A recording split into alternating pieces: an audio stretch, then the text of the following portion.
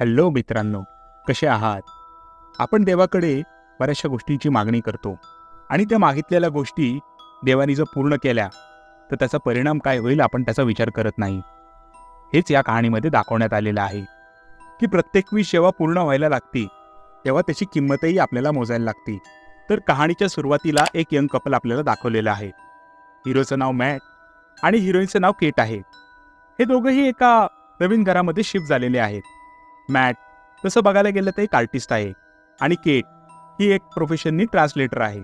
पण सध्या त्या दोघांकडं काही काम नाही, म्हणजे ते अनएम्प्लॉय आहेत.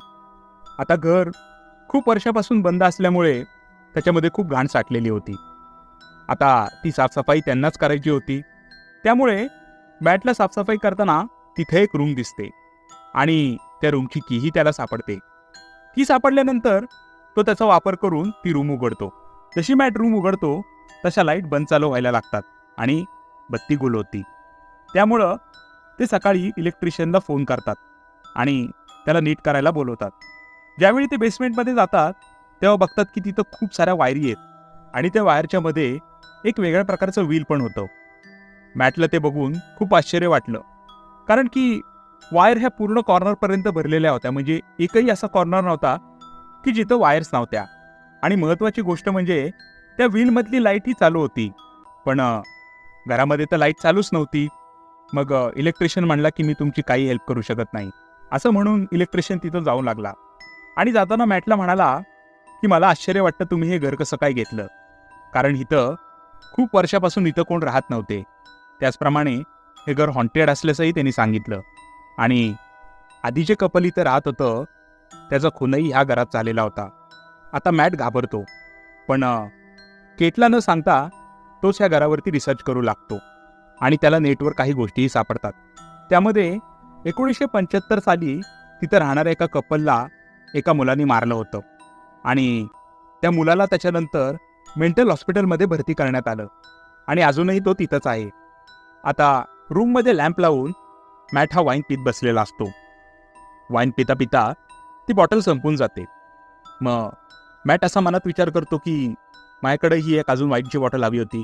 तेवढ्यात लाईट ब्लिंक होती आणि त्याच्यासमोर एक वाईनची बॉटल येते. मॅट ती बॉटल बघून घाबरतो आणि त्याला वाटतं की आपल्याला भास होत आहेत. नंतर त्याला कळतं की ती बॉटल खरी आहे. केट जेव्हा सकाळी उठून त्या रूममध्ये येते तेव्हा ती बघते की त्या रूमच्या सगळ्या लाईट ब्लिंक होत आहेत आणि रूम पूर्ण सगळ्या एक्सपेन्सिव्ह गोष्टींपासून भरलेला आहे. म्हणजे कपडे, महागड्या पेंटिंग्स, त्याचप्रमाणे घरातल्या लागणाऱ्या काही महत्त्वाच्या वस्तू, या सगळ्या त्यांनी विशरूमकडे मागितलेल्या असतात. आणि तो केटला या रूमबद्दल सांगू लागतो की ही रूम आपल्याला सगळं काही देऊ शकते. ही रूम एक विशरूम आहे, तर त्यामुळं तुला काय पाहिजे ते तू माग. त्यावरती केट त्याला म्हणती की मला एक चांगला जॉब हवा आहे.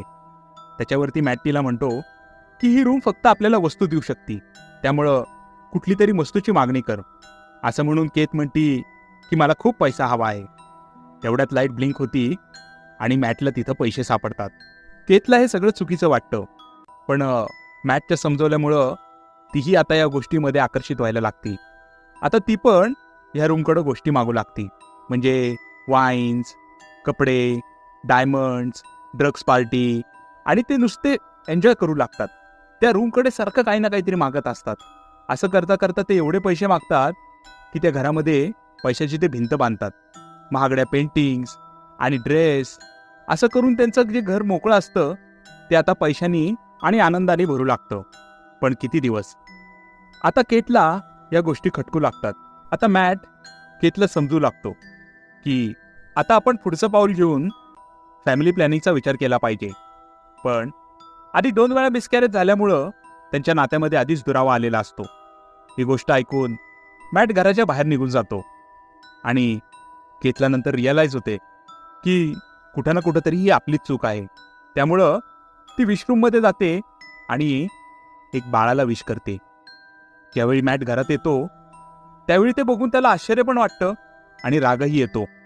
तो म्हणतो की आत्तापर्यंत आपण वस्तू मागत होता त्या निर्जीव होत्या, त्या आपल्या चैनीसाठी होत्या. तू एका जिवंत बाळाला त्याच्याकडे का मागितलंस आणि त्याचे परिणाम काय होतील याचा विचार केलास का? आणि त्यांच्यामध्ये पुन्हा भांडणं होऊ लागतात.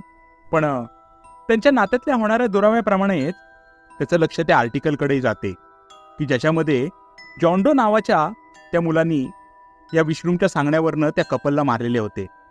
तो त्याला भेटण्यासाठी त्या मेंटल हॉस्पिटलमध्ये जातो. बोलता बोलता जॉन डोला कळतं की मॅट त्याच घरामध्ये राहिला आहे म्हणून. तो मॅटला सांगतो की जेवढा लवकर होऊ शकेल तेवढ्या लवकर ते घर सोडून जावा, कारण तुमच्या जीवाला धोका आहे.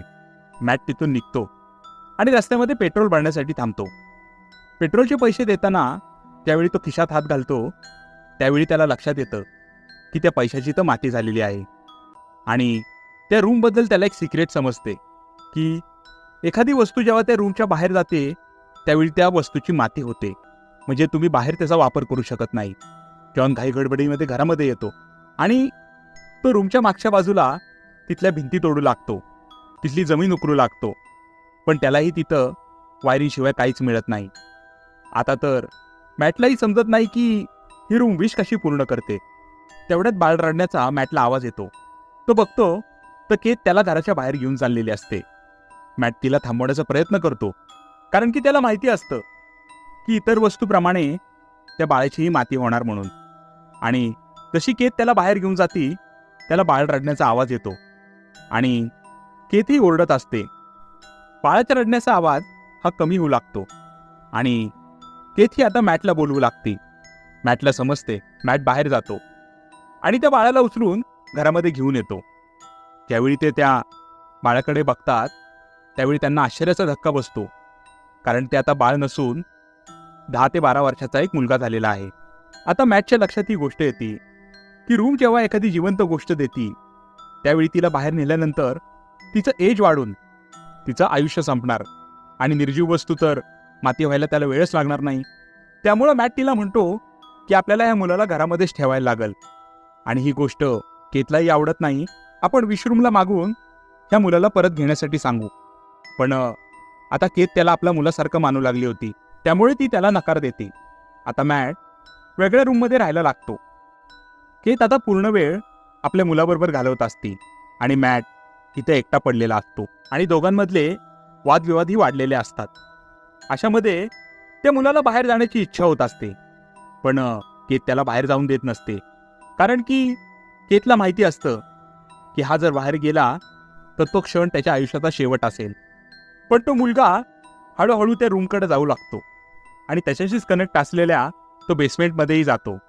त्याला ते व्हीलही दिसते आणि त्याला ते रूमचं सिक्रेट हळूहळू समजू लागतं की या रूममध्ये काही प्रकारच्या पॉवर आहेत आणि त्या पॉवरचा वापर करूनच आपला जन्म झाला आहे. आणि त्याचप्रमाणे आपण हिथं जी विश मागू ती पूर्ण होते. म्हणजे एका अर्थाने बघायला गेलं तर ते मूल त्या रूमचंच होते. त्याच्यामुळं तो त्याच्या पॉवरनी रूमशी जोडून त्याचं एक वेगळं जग निर्माण करतो. म्हणजे तिथं तो बाहेर जाऊ शकत होता. केट त्याला पाहून खूप खुश होते, कारण की आता तो बाहेर जाण्याचा प्रयत्न करत नव्हता आणि त्याचप्रमाणे त्याच्या शरीराला काही इजाही होत नव्हती. आता मॅटला जाणवू लागते की या मुलापासून आपल्याला धोका आहे, कारण त्या रूमचा वापर त्याला कसा करावा हे योग्य रीतीने माहिती होतं. जॉन त्याला रूममध्ये बंद करतो. तेवढ्यात त्याला जॉन डोचा फोन येतो आणि जॉन डो सांगतो मी कुठल्या कारणासाठी त्या कपलला मारलं होतं म्हणून. त्या कपलनी एका लहान मुलाची विश केलेली होती. तो लहान मुलगा दुसरा तिसरा कोणी नसून स्वतः जॉन डो होता. पण त्या घरामध्ये त्याची घुसमट होत होती. त्याला आता बाहेरच्या जगात जायचं होतं, जग फिरायचं होतं, लोकांना पाहायचं होतं. पण ते कपल त्याला कधी बाहेर जाऊन द्यायचं नाही. त्याला सतत घरामध्येच डांबून ठेवायचं आणि सांगायचं की बाहेर कुठलं जगच नाहीये. त्यावेळी त्या रूमनी जॉन डोला इन्स्ट्रक्शन दिलेले असतात की जर तुला बाहेरच्या जगात जायचं असेल तर तुला ज्यांनी विश केलेलं आहे तुला त्यांना मारावं लागेल. जॉन डोनी तेच केले जे त्याला रूमनी करायला सांगितले होते, पण कायद्याने त्याला सोडले नाही. आता ही गोष्ट केतही दुसऱ्या फोनवरनं ऐकत असते. ज्यावेळी तिला जॉन डोची रिॲलिटी कळते तेव्हा रात्रभर ती फक्त वेड्यासारखी हायवेवरती गाडी चालवत फिरते, कारण तिला आपली चूक लक्षात आलेली असते. इकडं मॅटही टेन्शनमध्ये आलेला असतो आणि तो मुलगा त्याच्या आईबद्दल विचारत असतो. मॅट चिडून त्या मुलाला सांगतो की तू आमचा मुलगा नाहीयेस. त्या रूमकडे विश करून आम्ही तुला मागितलेले आहे.